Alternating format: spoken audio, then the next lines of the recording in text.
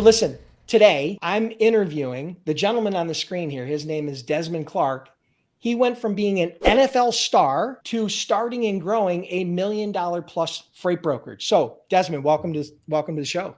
Again, I appreciate you having me on, man. And this is exciting. I know a lot of people look at me as that celebrity, but then I look at Dennis Brown as, man, that's Dennis Brown over there, because you were that one of those people that I looked to learn this business when I was just studying it and was getting interested in it before I committed to it. So I appreciate you doing everything that you do for everybody who's in this industry. Yeah, thank you so much. Thank you for the kind words. I appreciate it. So why don't you give us a little bit of a quick intro, talk a little bit about how you got into the NFL and then what you've done post NFL. Yeah, so most people know me from my NFL days playing 12 years in the league. Grew up in Lakeland, Florida, right down the street from Orlando, here where I live at now. I had the wonderful opportunity to go from Kathleen High School to Wake Forest University, where I was a student athlete. Left Wake Forest University as all-time leading receiver after a lot of hard work. A lot of summers and a lot of winter workouts. Was drafted into the NFL as a 6th-round draft pick to the 2-time world champion Denver Broncos. So I came at the end of the glory days. Never had played tight end before in my life, and then I had to transition to that position with the best team in the world. So that was a challenge for me. But after, going through camp and actually having someone to reorganize my thought process about how I challenge myself and look at myself in the NFL, I actually made it 12 years off of one piece of advice that I hope we get to talk about a little bit. But then after the game, now what am I going to do? I wasn't one of those persons that had a plan. So I got into real estate, and it was brief. And then I spent like 8 years in the financial arena while I was a financial advisor. And then I kind of grew out of that and wanted to do something to make an impact, like you're talking about, Dennis. So I started speaking and I started coaching, leadership coaching, full-time in 2019 as I transitioned out of what I was doing in the financial industry. And then you caught me, Dennis. And this logistics world caught me. And now you guys got me trapped in this logistics world, which I was introduced to in 2021. Studied to make sure that I wanted to do this, because I felt like the next thing that I do, I need to go 100% and really commit to it, grow some roots in it and make it happen. And I'm here today, and the roots are growing, and we're making it happen. Yeah, and your first year, just to tease everybody, your first year in the business, since really just starting the business with really no experience, you did over $1 million in sales. Absolutely. And no experience, just some coaching, right? Just a little bit of coaching. I never worked a job in this, but I studied it, and I felt like this is something that I could be good at. And in short order, we made it happen. It hasn't even been a year yet. Yeah, I remember you telling me that it's coming up on your year anniversary here in the next week or so. Today is a year. Today's a year. I started May 1st. Oh my God, that's amazing. And one thing I think you forgot to mention, in the meantime of doing the NFL career and then the financial advising and now this, you also wrote a book, didn't you? Yeah, I did write a book, and I got it right here in front of me, Principles of Winning, man. I took all of those experiences, the good and the bad, because it was really after the Super Bowl when I started thinking, we lost the Super Bowl, but I started thinking, how did I get to where I come from to where I'm at now? How did all that happen? And that kind of started me thinking about all the lessons that I learned. When I lost, why did I lose? When I won, why did I win? And it all became this motivational speech that I used to give. And then in 2019, when I went full-time as a motivational speaker, I wrote the book so it'll be out there, so it's not just coming from my mouth. People can actually read it. Love it. Where can people get the book? I mean, is it on Amazon? It's on Amazon. Great. Absolutely. Love it. So, check it out on Amazon. That's awesome. I'm going to get a copy myself. I truly appreciate it. All right. Awesome. Good read, Dennis. All right. I love it. And maybe we'll have you back on here in a future date to really kind of maybe pull that book apart. Today, we want to focus in on kind of post NFL and kind of your whole freight broker journey. Okay. So that's what we're going to talk about. So we've already determined that you started your freight brokerage May of last year. So it's been a year. You said exactly a year today, which is amazing. We didn't really coordinate this way, but it just kind of worked out. So tell me, first of all, why freight brokerage? I mean, of all the businesses, real estate and financial advising, and you could have went into technology, you could have went into anything, the insurance business, whatever, right? You could have got caught up in the crypto craze and the NFT thing and all these things, but you chose freight brokerage. Why? Tell me why. I think to get into the freight brokerage business, you have to have the right type of makeup. This is not for everybody. The thing that I loved about Agreed. it is the hustle of it, right? Every day you're doing the same thing, but you're doing it with different people. I like to say you're doing the same thing, but you're doing something different every day. And the processes that you have to build in this business is something that just gravitated me towards this business. And the fact that it's freight brokering, it's not going anywhere. This is the business that's going to be around forever. You know, we have to get our products. We have to get our food. We have to get construction materials. Stuff has to move, and somebody has to move it. So why not me? So those are some of the things that really brought me to it. And I can't lie either, Dennis. If you do it well, you can make a little bit of change doing this business if you do it well. So let's not forget about that part. And let's not shy away from it. Yeah, 100%.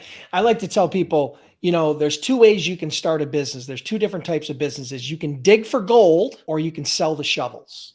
And the logistics business is more like the shovels business, right? The gold rush in California back in the 1800s, the real people who made money were the people that were selling the shovels, right? And so I consider this to be like one of those types of businesses. And, you know, it was very good to me. I was very blessed. And it looks like those blessings are going on to you as well as many of my other students. So yeah, I think there's everybody has a different reason, but I think that's one of the things that attracted me to freight brokerage, and it sounds like it's similar for you. No, absolutely. I've done real estate and I've done all the stuff in the financial industry. This right here, I believe, is one of those industries that when you have like a service mentality and a hustle, and like if you really want to build a true company, if you are people's first type of a person, you know, now if you can get your people that's working with you to get up to that standard of excellence day in and day out, man, there's nothing better than that. And not just with what you're doing at the job, but who they are as people. And that's kind of how I built my business. I built my business through people and trying to make sure that those people have that standard of excellence every day. They have that process of greatness down where they're pursuing doing things the right way all the time, just as a person. Yeah, I love that culture inside your business from startup. Most startup founders and early entrepreneurs don't think about that culture, which is really kind of what you're talking about, which is those things that are baked into your business that are just absolutely required. You know, some of those, the goals and some of the things that you really just, everybody has to be in line there. So no, I appreciate you taking the time to do that, because that's really important. It will pay huge dividends later as you start to grow, because you won't experience the same level of turnover as a lot of people, of not only your staff, but also of your customers. So I appreciate that you addressing that early on and recognizing that. Okay, quick question. Your first year, you did a little over about $1 million in sales. Tell us about what niche have you decided to pursue? Or did you niche down, or have you kind of spread it out? Where have you found your success? And talk to us a little bit about that. Right. So it's just been recently over the last 2 months that I've really been looking for that niche. Right. Before it's just, hey man, let's just get some freight in here and get some revenue. Cash flow. But just over the last couple months, we've really been focusing on the state of Florida. Okay. And I look at it like this. You know, you got a needle and you got the eye of the needle, and you got to put the thread through the needle. And putting that thread through the needle is Florida, right? And then from that, once we get those relationships, now we can pull that thread through to all the other states. But first, we want to dominate the state of Florida with what we do with flatbeds, vans, and then we are also moving into the dredge market and warehousing also. So we want to be that total service provider for anybody that's bringing containers in the state of Florida. And that's where we're putting all of our energy. And that's where we, like I said, we want to be dominant. And then from there, we can grow those relationships outside of the state. So is the majority of your freight outbound out of Florida or inbound? So first is inbound off the ship, and then it's outbound once it goes from the warehouse. Yep. Gotcha. Once it goes from the warehouse to the final destination. Gotcha. Okay, good. All right, cool. All right. So tell us a quick story about how you got your first shipper, how you started moving your first load. Because I still remember mine. I remember the name of the company. I remember how much I paid, how much the load was. I remember all that, right? And even though that was a really long time ago. Yeah, almost 20 years ago, right? So tell us about your first time. Tell us how you got your first shipper. Yeah. So the person that gave me my first load, her name is Christy Wallner from Synchro, USA Synchro. and it was for $2,800. So I will never forget. And then like 2 days later, she gave me another load for $2,500. So I made $5,300, and those are my first 2 loads.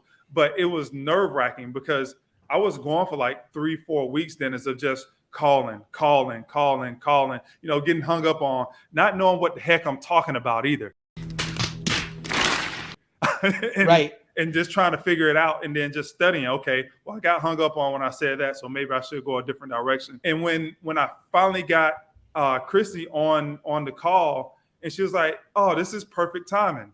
We do have a load that we need to get out." And the fact that I played with the Chicago Bears and I found a connection with her because she was a Chicago Bear fan, and she gave me that 30 seconds to just connect with her. That's what made it all happen. And she didn't know that I was a newbie. She didn't know that this was my first time shipping a load. Right. I came back and I told her this like 7-8 months later. But once I got it and she said, "Yes, Dennis," that's when all the pressure hit. Yeah. Because I'm like, what? Okay, I got it. Now what? What do I do now? Yeah, be careful what you ask for. Yes, exactly. So that was that story. After 3 or 4 weeks of just calling, somebody gave me 30 seconds, and then I connected with them, and then we got a chance to talk for 2 to 5 more minutes, and then it was like, okay, yes, I got a load for you. Love it. So you were doing a lot of outbound cold calling. Mm-hmm. And you were getting the normal sales rejection.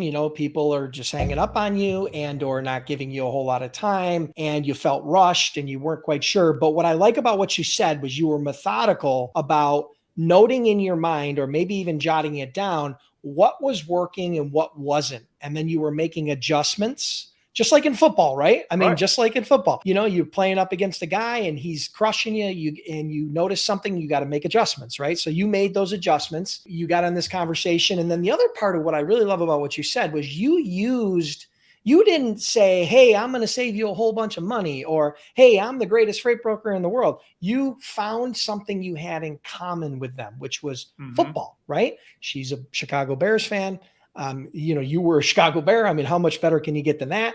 Right. So, I mean, those are a couple little nuances that I don't want people to skip over. You have to understand, as you join this business, you are going to have to learn to sell. Don't be that afraid of it, because trust me, if I can do it, you can do it. I was the worst salesperson they'd ever hired in the history of sales when I started sales back in the early 90s. But I promise you can figure it out, just like Desmond and just like I did. But I think I really love those 2 little nuances. I don't want to skip over that. Yeah. And I think people just got to be comfortable with being uncomfortable. Because Agreed. when I say that I was studying a lot of the things, I was studying myself a lot, because I would notice myself getting to a certain point in the conversation where I would start getting uncomfortable, where I would start stuttering. Well, if somebody asked me a question, I would start, and then I said to myself, man, in these situations, right, be comfortable, take a deep breath, talk slower, have command. It was a lot of things like that I was just noticing about myself, because my scripting was good. It was just me. It was just who I was at that moment. And I had to make those tweaks and make those adjustments to myself in order to be able to deliver a good script that somebody felt confident to even give me the time of day. All right. So let's talk about this now. How did you feel after that first load delivered? I felt like $1 million, man. So it worked. It worked. It worked. Yes. $5,300 for those 2 loads, because she gave me my second load before my first load delivered. Love it. And I paid $5,000 to carriers. Right. So I made $300, and I was like, hell yeah. Yeah. Like it's on now. It's the proof of concept, because it's the old thing, right? If I can do it once today, I can do it once every day. And if I can do it once every day, I can do it twice every day. And, that's how it starts. I mean, my first year, or my first month in brokerage, I think I moved 12 loads. It took me 2 weeks or so to get my first shipper. I only moved 12 loads. And then the next month we moved 20 loads. And then the next month we moved like 30 something. And it just kept snowballing like that. And it was slow progress. But you know what? The key is, once you have that confidence, the hardest part of this whole business, I will tell you, the hardest part of this whole business is just moving that first load.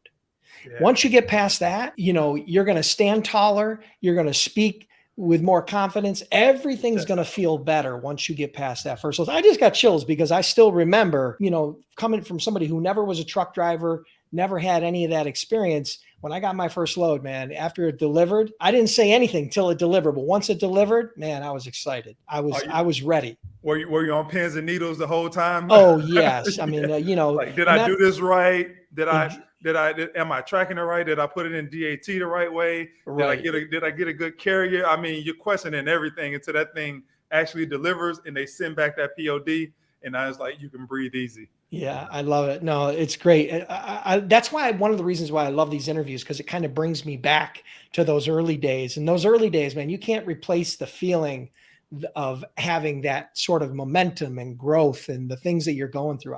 In a lot of ways, I'm jealous, right? Because you just got to go through it. So I'm living vicariously through you. So, all right, couple other questions here. So we know you're niching down and you're doing drayage in Florida, a lot of Florida outbound freight. So we talked about your first shipper that came through cold calling and you built some good rapport there.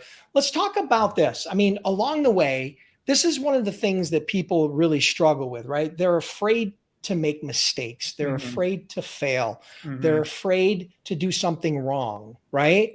They're afraid of what people might think of them or whatever, limiting beliefs they have in their head. It's usually some sort of fear, right? So I'm assuming, much like myself, you made some mistakes, right? I know I made some mistakes. I know I made mistakes yesterday, let alone, 20 years ago when I didn't know what the heck I was doing. Talk to us about maybe one or two of those mistakes that you made and maybe some of the lessons you've learned from those mistakes, because I think that's really will help build the confidence of some of the people that are listening today. Yeah, I have one in particular that just jumped out to me. I was actually moving freight for Grabuter Weiss, this huge freight forwarder. And they were one of my first customers. And I had this California load. It was $1,500, but they had to deliver it at the airport. And at the airport, you need the TWIC car. You got special times that you could be in there. And this was my first time ever taking a load with these type of restrictions on it. And I gave the guy the wrong time to be there. And when he got there, it was closed. It was the last free day, LFD. Everybody will learn that. It was the last free day for that package to be picked up. So now they got fined.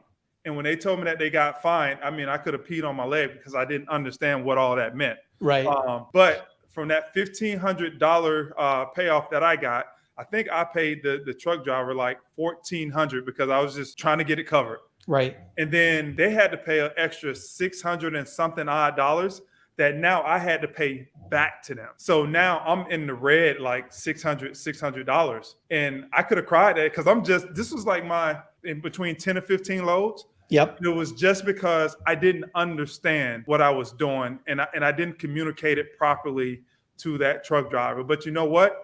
I never made that mistake again. And I don't think I will ever make that mistake again. I don't think any of my guys will ever make that mistake because I already made it. For me, Dennis, it's like, it's okay to be scared. It's okay to have fear. Be okay with having fear because that fear is just telling you there's danger. Be on high alert. Make sure that you dot all your I's and cross all your T's. So embrace that when you're feeling nervous about something. Just bring it on in. Yeah, I'm nervous about it, but what am I actually nervous about that I need to be paying attention to? Just so you guys understand, in the drayage industry, okay, when you're doing drayage freight, he mentioned last free day, LFD, right?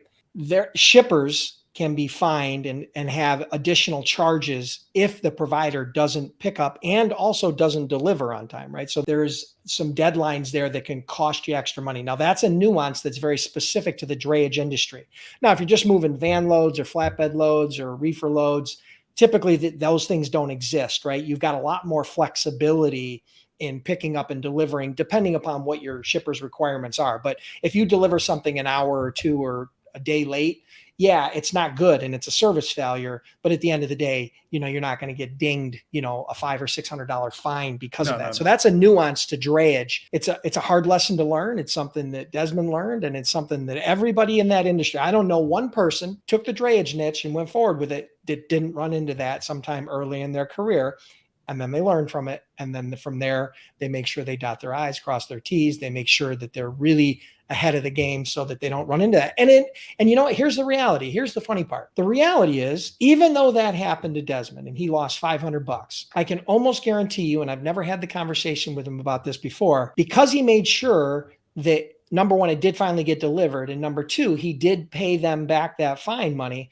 They continued to do business Still with got him. the account. And the lifetime value of that client is probably worth tens of thousands of dollars a year, right, for him in profit.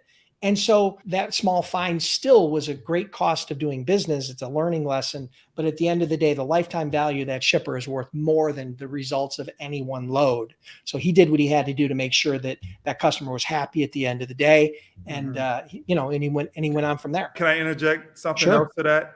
Yeah, please. It's about communication. Everybody understands in this industry, stuff is going to happen.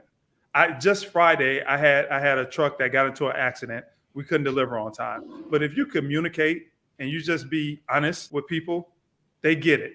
They get it. But you never want to just go to people with a problem. If you have a problem, you want to communicate the problem, but you also want to communicate what you're doing about it, the solution that you have in mind to make them feel better. Okay, that happened, but here's what I'm doing. And then I will check back in with you in an hour to give you an update. And I believe when you operate like that, people feel better about who they have moving their freight. Yeah, I've found that, I agree with you 100%. People in the logistics industry, and especially shippers, understand that, it's the old adage, right? Shit happens, and it does happen. Here's the thing. What you have to do is take ownership. Yes. Right? You have to take ownership of that mistake, even if it wasn't your fault. Maybe the driver screwed up. Maybe there was things outside of your control. You still have to take ownership of it, right? Mm-hmm. Don't say, oh, the driver screwed up or the loader screwed up or whatever. Don't cast it onto somebody else.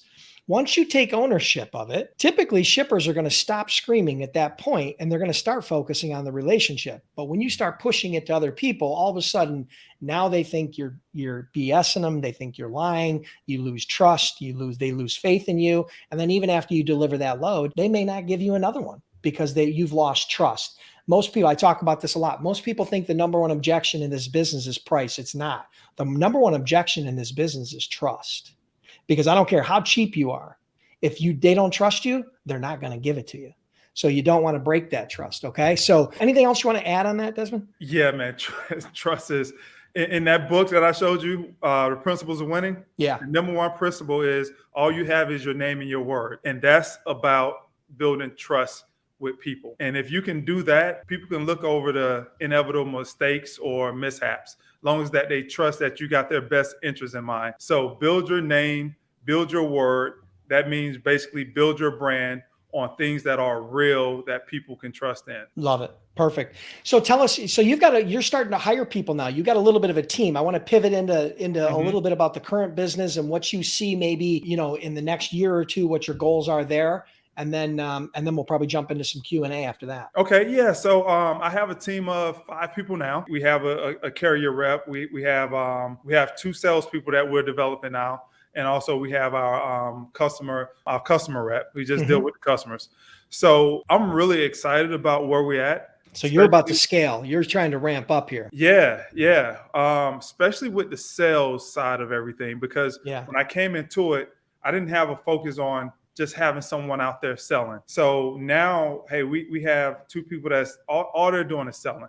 And all we're doing is, hey, they're making the calls. We're analyzing, hey, you made 1,000 calls over the last 7-8 days. What's the feedback? What are we getting? What do we need to change things up? Are we getting the amount of leads that we're expecting? If we're not, then, what do we need to do different? We're just trying to optimize our sales staff to be experts at what they do. And drive leads to our customer reps now that they can go back and close on those leads. So I'm very, very excited about that because that's something that we didn't have before. That's going to drive our revenue and drive our opportunity. So it's scary at the same time because you're talking about making mistakes. At the beginning of this year, Dennis, I ended last year and it's like, oh man, I'm at $100,000 of revenue for 3 straight months. All we need to do is plug and play, right? And then I hired 4 people, 2 of them being producers, without really vetting them, without really, doing my due diligence, thinking it was just going to happen, right? And it didn't happen. And the most hurtful part of that for me was having to let go of the two that were not income producing positions, because the two income producing positions didn't produce. I learned from that. And I said, okay, how do we actually scale this thing the right way? I got to studying and I said, okay, this is a model that we can use. And so now I'm knee deep into that model of training the guys and making sure that we become excellent salespeople to feed the organization the leads and the opportunity that we need. I love it. A couple of things I took from that. Number one, even though your business was making money and profitable, you didn't just stick all that money in your pocket. You decided to reinvest some of that money into the business to see growth and sustainability and those sorts of things that you're looking for, right? So you took some of that money, because this is a huge mistake I see a lot of young entrepreneurs making, or first-time freight brokers making, in that start making a little bit of money and all of a sudden that money finds a home everywhere except the business, right? Yeah. They start buying houses and they start going on vacations and they start getting cars and they start spending it everywhere. And I get it. I did it when I first started making money. I did it. I blew a lot of money on dumb shit. But here's the thing. When you have a business, you have responsibility not only to that business, but also the people that work for that business. So you've got to take that responsibility as first and foremost, right? So you got to make sure you're reinvesting into that business. The other thing I took from that is what you will all experience.